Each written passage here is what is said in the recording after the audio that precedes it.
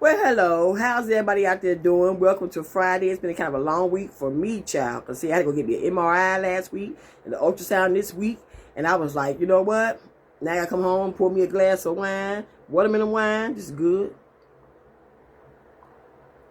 And I just want to relax, okay? It's been a week for me. But I thank God everything is fine. My nails is busted. So I said I didn't want to get a pedicure or a manicure until I got past my MRI and my ultrasound first. Then I'm going to go ahead and get my nails done first thing tomorrow morning, okay? I didn't want too much today. I just wanted to really just talk about, you know, all the racism online, which I think is absolutely disgusting. There's a lot of things in life that's disgusting, but why walk through life with a race of people living rent-free in your head? You go online and you call us out of our names and stuff like that. I don't understand that. That's the stupidest shit to me ever. It's silly. But I always say racism is taught. And people think, you know, racism is something that's dead or dying. No, it's not. No, it's not. Because what it is, it's a new generation of racist people. New generation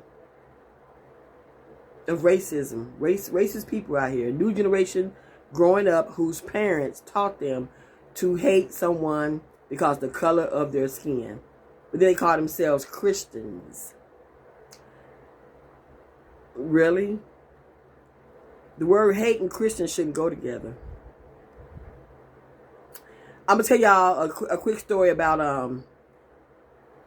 the first time in my life I experienced racism. I was in the 5th grade. I was about, so the 5th grade, you were about, what, 10, 11 years old? Depends on when you was born. I remember that I was really good, like, in spelling, math, reading, history, language, arts. I was making straight A's, that kind of stuff. Spelling, all that kind of stuff, you know. So, at the time, here I was, a little 10-year-old 5th grader, taking a test, a spelling test, okay? There was a little girl who used to hunch her desk, crazy ass bitch. But anyway, she used to hunch her desk, so I see something's wrong with her motherfucking, whatever. But anyway, she sat like, kind of like off to my left. Let me take a drink before I say this story. Anyway, we were taking a spelling test, and you know, we had to use pencils, of course. And you know how when you were a child, your pencil, those of you who, you know, remember what pencils were? The eraser, used to use the eraser until it went down to the nub, the metal part. Okay, so when I was doing my spelling test, I kind of messed up something and I needed to use an eraser. I couldn't go on my bag. You know, remember the big erasers they used to sell? I couldn't go on my bag to get my big eraser because the teacher would probably thought I was cheating.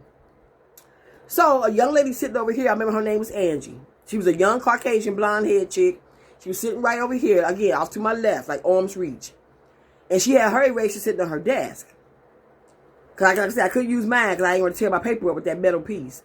So I was like, I said, Angie, can I use your eraser right quick? She said, no, you called me the N-word. But the N-word, it don't mean what y'all think it mean, okay? I'm educate y'all on something right quick. But anyway, so I looked at it again, and we always said, when somebody black say, what you say?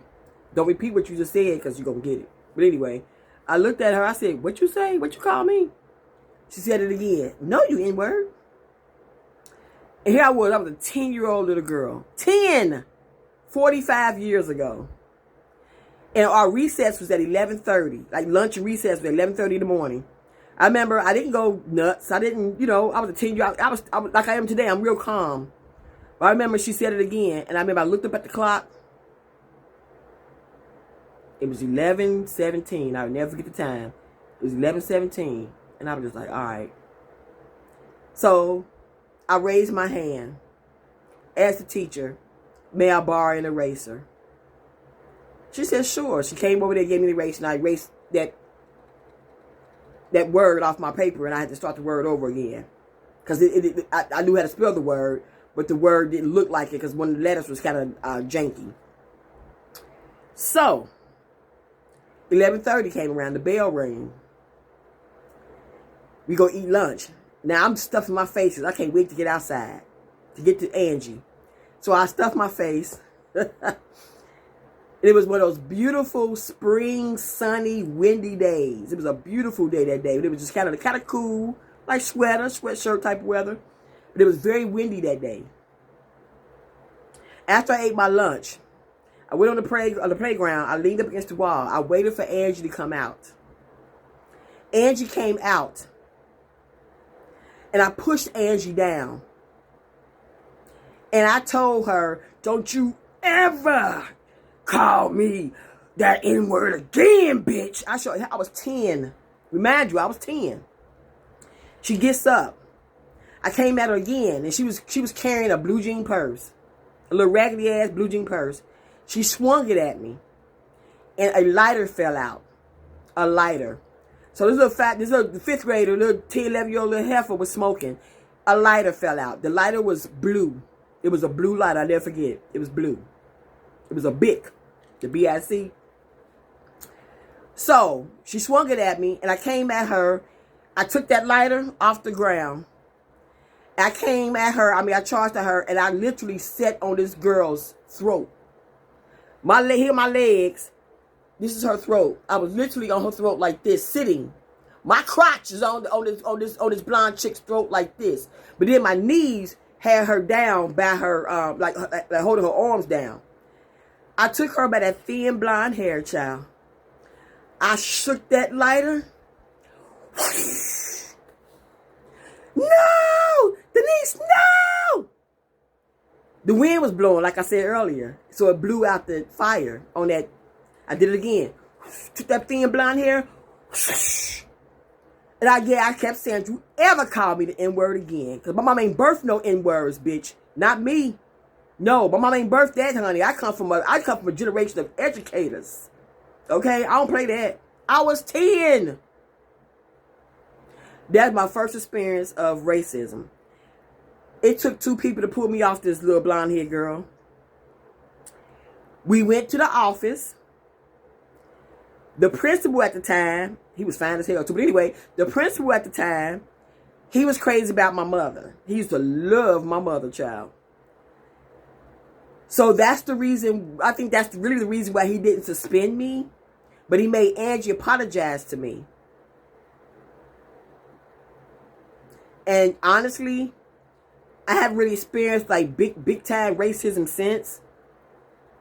Not since. I don't know if word got out saying that he said it's crazy. You set your hair on fire. I don't know. But I experienced the subtle racism. Like, you black. How can you how can you afford a house by yourself? Or how can you afford a car like that, whatever? That kind of subtle, like we stupid. That kind of subtle racism, I think it's ignorant. You know, it ain't say because you black, but we know you saying I probably can't afford nothing because of my skin color. I can afford you and everything else around you. Don't play with me, okay? But that was the first time I experienced racism as a 10-year-old 5th grader. Okay? So, the principal, I remember he called my mom. I was like, yeah, I bet you would have called my mama. Called my mama. I thought I was going to get the world in trouble, but I didn't. My mother, she told me I did what I had to do, but she said, I don't want you to set nobody hair on fire. I said, Mama, she called me the N-word. Okay? But I'm going to tell you, I'm going to educate you right quick what that N-word means. Where it originated from, okay? It ain't had nothing to do with skin color. No. It had nothing to do with black people. It had nothing to do. But I have an aunt that taught African American history. And if you know about African American history, I want you to, you can correct me, but I know I'm not wrong. Okay? That N-word, I don't want to say it because I may get flagged, whatever, I don't know. But the original definition of that word, way back in the day, it was actually a slow piece of moving, field equipment. It was a slow piece of field equipment, a slow piece of whatever they used for cotton or whatever they was doing in the fields back then. It was a slow piece of equipment they was using for cotton. That's where the N-word come from. That's what it actually was. But I guess some overseer was out there and was like, move, telling the slaves to move. You're moving like an N-word. And just said, I'll pick that up. And it been picked up since. And they associate that word with African Americans. And they have whole pages dedicated to that nonsense. Why is there an obsession with black people? I'm not understanding. I'm not obsessed with anybody. I love people across the board. That's just me. I'm a lover of all across the board. I had white friends, Mexican, Puerto Rican, Filipino friends. I had Latin friends, Hispanic friends. I had them all, honey. Because you got to understand, I was in the U.S. Navy. Even before the Navy, I had Mexican friends. I said, hey, with Mexican friends and my white friends. We was very close. So the racism out here, it's like, you know, cut it out. Okay? Cut it out. It's ignorant.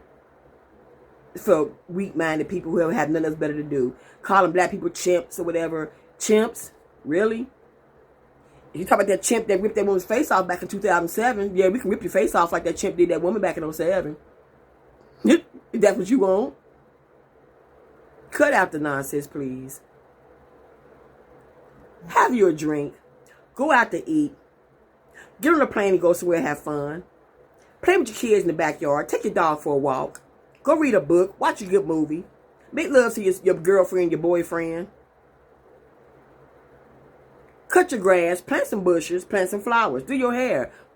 Try some new makeup. Go on a shopping spree. Clean your house. Decorate your house. Paint your walls. Clean your car. Vacuum your car out. Get a new job. Quit your job. Start a business. Okay? Be a babysitter. Do hair. Do makeup. Make some clothes. Make some jewelry. Okay? Help old people with their groceries. Go to a hospital and hold some babies. Go to St. Jude to help volunteer helping kids out that suffering from cancer. Help some kids out. Help some people out. Help your neighbors. Help shovel snow. Help rake leaves. Help pick up branches outside. Help wash windows. Vacuum. Clean your carpet. Okay? Take some pictures of a beach. Go to a beach. Watch a sunset. Watch a sunrise. It's so many things to do out here. Make a good meal. Okay? Learn a new recipe. Okay? It's too many things out here to do besides living. A race of people live rent-free in your head. And the race of people you probably never experienced before, never been around. And you comment only when online. If somebody black did a crime, oh my God, you know, woo. You know, we gonna comment about this. But somebody of another race, somebody white did something, whatever this and that, then crickets. Cut it out. Wrong is wrong. I don't give a damn about your race. Okay? Cut it out. Cut the bullshit out, please. It's ignorant. Racism is made for ignorant minds. I gotta go. I'm getting a phone call. They would not stop calling me. But anyway, you guys take care. Lay low, stand up the way. I will get back with y'all on my very next video. Let me answer this phone call. Thank y'all so very much for watching. I will see y'all later. Deuce deuce.